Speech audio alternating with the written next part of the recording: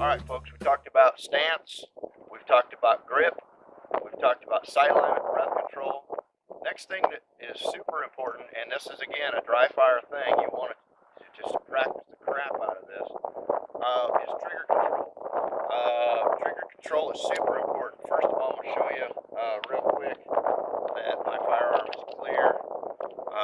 I am out at the range and I'm doing live fire, but I don't want any surprises here, so just make sure. Trigger control, super important.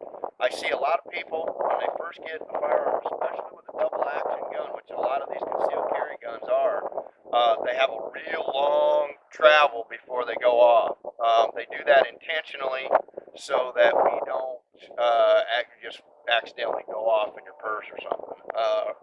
So the idea of trigger control is this. Obviously, we've got a good stance. We've come up into our workspace. We've attained a good grip. We drive out. We've got breath control. When we're driven out, we don't want to jerk the trigger back. We don't want to just light finger it. There's an extreme on both sides. What we want to do when we get out and we've got good sight alignment, good sight picture, and we're ready to fire, we just want to simply, I'm going to take a hand away, we're just going to simply slowly squeeze that trigger until it goes off. There's no jerking involved. There's no fat finger in it. Got one clear over here. It's a nice, slow, steady press to the rear.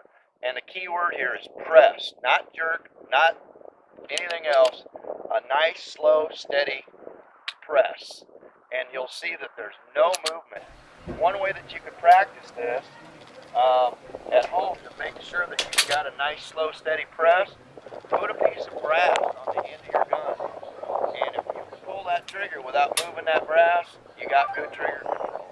That's the ticket, folks. Do it a lot dry fire so when you get out here to the range, it's all natural.